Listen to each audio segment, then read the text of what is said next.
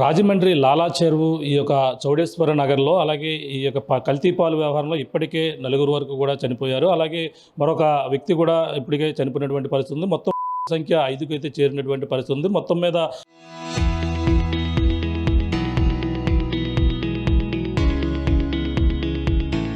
మరో 12 మంది అయితే ఇప్పుడు ఈ యొక్క ప్రైవేట్ ఆసుపత్రుల్లో అయితే చికిత్స పొందుతున్నటువంటి పరిస్థితి మరో పక్క కనపడుతుంది. ప్రధానంగా ఈ చౌడేశ్వర నగర్లో ఈ యొక్క ఎవరైతే ఈ గణేష్ అనే పాల వ్యాపారి ఈ యొక్క రాజానగరం నియోజకవర్గం కోరుకొండ మండలం నర్సాపురం గ్రామం నుంచి 50 మంది రైతుల వద్ద నుంచి పాలు సేకరించి ఈ రాజమండ్రి చుట్టుపక్కల పరిసర ప్రాంతాల్లో ఈ చౌడేశ్వర ఈ యొక్క ప్రాంతం కావచ్చు, అలాగే చుట్టుపక్కల ప్రాంతాల్లో అయితే ఈ పాలు సప్లై చేస్తారు. సుమారుగా 106 మందికి పాలు సప్లై చేసినట్టుగా అయితే పోలీసుల విచారణలో తేలింది. ఇప్పటికే ఆ గణేష్ అనే వ్యక్తిని ఇప్పటికే పోలీసులు అయితే అదుపులో తీసుకున్నారు, విచారణ చేపడుతున్నారు. ఎవరెవరు ఈ యొక్క పాలని విక్రయించారు, ఎవరెవరు ఎక్కడ సప్లై చేశారు అనేది కూడా అతన్ని ఆ పోలీసులు అదుపులో తీసుకోవడం ఈ యొక్క ప్రాంతంలో మొత్తం ఇంటింటికి వెళ్ళి వాళ్ళ పాలు ఎవరైతే ఇచ్చారో వాళ్ళకి సంబంధించినటువంటి ఎవరున్నారో వాళ్ళందరికీ కూడా ఈ యొక్క బ్లడ్ శాంపిల్స్ అయితే సేకరించినటువంటి పరిస్థితి ఉంది. ఇప్పటికే 3 సంవత్సరాల లోపు ఉన్నటువంటి పిల్లలపై ఎఫెక్ట్ చూపించింది. అంతేకాకుండా ఈ 60 సంవత్సరాలు దాటినటువంటి వృద్ధులపై కూడా ఈ ఎఫెక్ట్ చూపించడంతో వాళ్ళకి యూరిన్ ఇన్ఫెక్షన్తో పాటు అలాగే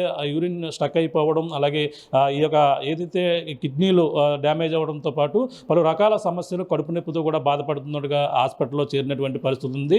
మొత్తం మీద అయితే దీనికి సంబంధించిన దానిపై 12 మంది వరకు కూడా హాస్పిటల్లో చికిత్స పొందుతున్నారు. అలాగే మొత్తం ఈ చౌడేశ్వర నగర్ ఏదైతే ఉందో ఈ యొక్క ప్రాంతంలో మెడికల్ క్యాంప్ నిర్వహించారు.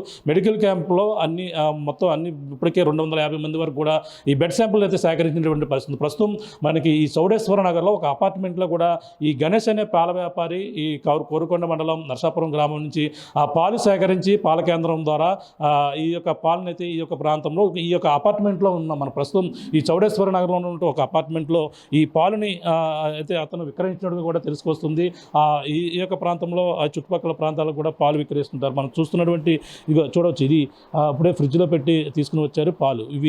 ఇవే పాలు గణేష్ అనే ఎవరైతే ఉన్నారో పాల వ్యాపారి తీసుకొచ్చినటువంటి పాలు. వీటిని ఇప్పుడు ప్రస్తుతం అయితే ఫ్రిడ్జ్లో పెట్టారు. వాళ్ళు మరి ఎప్పుడు తీసుకున్నారు, ఇప్పుడైతే వీటికి సంబంధించినటువంటి టెస్టుల నిమిత్తం కూడా ఇప్పటికే అధికారులు అయితే దీని నమూనాలు కూడా సేకరించారు, అన్నీ కూడా పట్టుకు వెళ్ళారు. దీంట్లో ఏం కలిసారనేది కూడా తెలియాల్సిన పరిస్థితి కనపడడం చూడొచ్చు.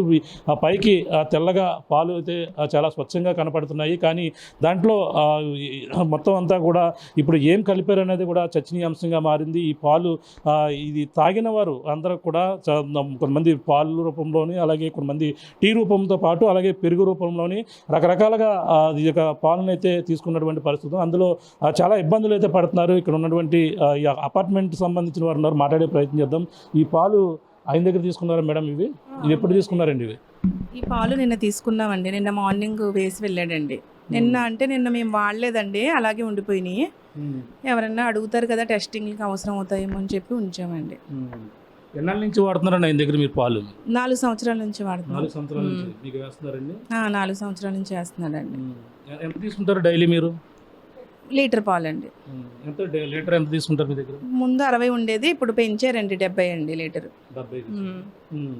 అంటే ఇది ఇప్పుడు టేస్ట్ ఎలా అనిపిస్తుంది? మనకి డిఫరెంట్ ఏమైనా అనిపిస్తుంది మీకు? బాగానే ఉంటుందండి. అంటే మొన్న రీసెంట్గా ఒకసారి పాలు బాగాలేవండి, కొంచెం టేస్ట్ మారిందండి. అది ఒక రకం టేస్ట్ అనిపిస్తే ఫోన్ చేసి అడిగానండి, ఏంటండి ఇలాగ టేస్ట్ మారింది పాలు అని అడిగితే, గేది మారింది మేడం గారు, అయితే ఇంకోటి తెస్తానులేండి, రేపటి నుంచి మారుస్తాను అన్నాడండి. ఈ మంత్లోనే అది నేను అడిగింది. అంటే ఈ శివరాత్రి వెళ్ళిన తర్వాత 16 ఎప్పుడు అన్నారు? అంతకుముందు కూడా అడిగారు. నేను ఈ Feb 5th అడిగానండి కాల్ చేసి.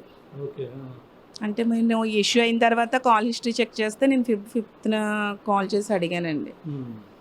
అడిగితే ఇలా చెప్పారు. మరి యాక్చువల్గా అది రిపోర్ట్స్ వచ్చే వరకు కూడా మనకి అది కరెక్టా కాదా అనేది కూడా తెలియదు. మరి ఇలా అవుతుంది అనేసరికి చాలా బాధాకరం అండి. మరి పిల్లలు రోజు టిఫిన్ తిన్నా తినకపోయినా స్కూల్కి మేము పిల్లలకి పాలంటే ఆరోగ్యకరం అని చెప్పి ఇచ్చేసి పంపించేస్తాం.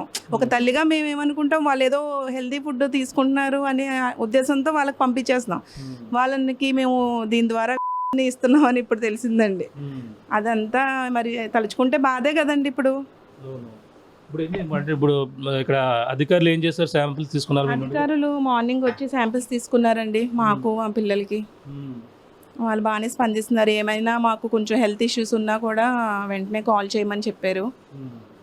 అంతా బాగానే ఉందండి. మరి ఇక్కడ ఏ ప్రాంతాలకు సప్లై చేస్తుంది, మీకు ఎలా పరిచయం అయింది? ఇక్కడ ఆయన మేము ఇక్కడికి వచ్చిన తర్వాత కొత్తలో ఇక్కడ ఎదురింట్లో వేసేవారండి. ఇప్పుడు వాళ్ళు ఖాళీ చేసి వెళ్ళిపోయారు.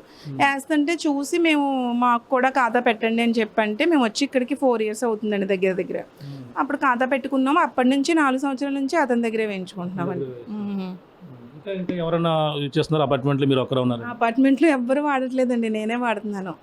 ఇంకా చుట్టుపక్కల ఇక్కడ యూజ్ చేసేవారు మానేశారు. అపార్ట్మెంట్లో ఒకరిద్దరు ముందు యూజ్ చేసేవారు, వాళ్ళు ఇంకా వేరే అతన్ని పెట్టుకున్నారు ఇతని దగ్గర మానేసి. మరి చుట్టుపక్కల అంటే ఎదర ఒకళ్ళు వాడేవారు, వాళ్ళు రీసెంట్గా ఇల్లు ఖాళీ చేసి వెళ్ళిపోయారండి. ఇంకా ఇప్పుడు ఇష్యూ అయింది కదా, 4 members కొంచెం హెల్త్ బాగాలేదన్నది, వాళ్ళు ఆ వీధుల్లో అందరూ వాడుతున్నారండి. ఇప్పుడు ఎంత బాగుంది ఇక్కడ చుట్టూ పక్కన ఉన్నారండి ఎవరు? అక్కడ ఈ గేట్ ఉంది కదండి, బ్లాక్ గేట్, అక్కడండి. నలుగురు అంటున్నారండి, నాకు తెలియదు. మెయిన్ ఇష్యూ అక్కడే అయ్యిందని అంటున్నారు.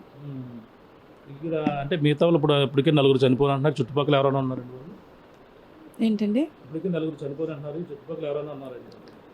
9 అంటే గ్లో గార్డెన్ ఈ పక్కన సందులో ఒకళ్ళండి. ఇంకా ఇక్కడ తెలియదండి నాకు. ఇక్కడ ఒకళ్ళు చనిపోయారు, మిగిలిన 2 కూడా సీరియస్గా ఉన్నారని తెలిసిందండి, వెంటిలేటర్ మీద ఉన్నారని. మరి ఇలా పాలు మరి ఇలా కలుషితం అవుతుంది, మరి ఏం చేస్తా? మీకు రిపోర్ట్ వచ్చేదాకా మీ అందరూ కూడా ఆందోళన చెందవలసిన పరిస్థితి. అంతే కదండి. మరి ఇప్పుడు మాకు ఏమీ లేదన్నా, ఇప్పుడు ఎఫెక్ట్ అయిన వాళ్ళు అయితే ఎఫెక్ట్ అయిపోయారు. పాలల్లో ఉందా లేదా అనేది కూడా, అది రిపోర్ట్ కూడా ఇంకా కన్ఫర్మ్ దానివల్లే వచ్చిందా అనేది కూడా మనకు క్లారిటీ ఇంకా రాలేదు. అది వచ్చిన తర్వాత నెక్స్ట్ మనకేం అవ్వలేదు అని మాకు తెలిసినా, ఇప్పుడు ఆల్మోస్ట్ చనిపోయిన వాళ్ళు 5 members ఎంతో అంటున్నారు, వాళ్ళు చనిపోయారు. చిన్న బాబు డయాలసిస్ చేస్తున్నారండి బాబుకి.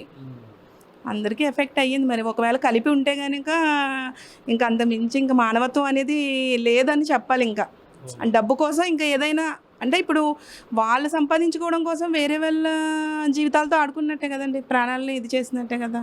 అది మాత్రం చాలా తప్పుగా ఇది అనిపిస్తుందండి. 2 అండి.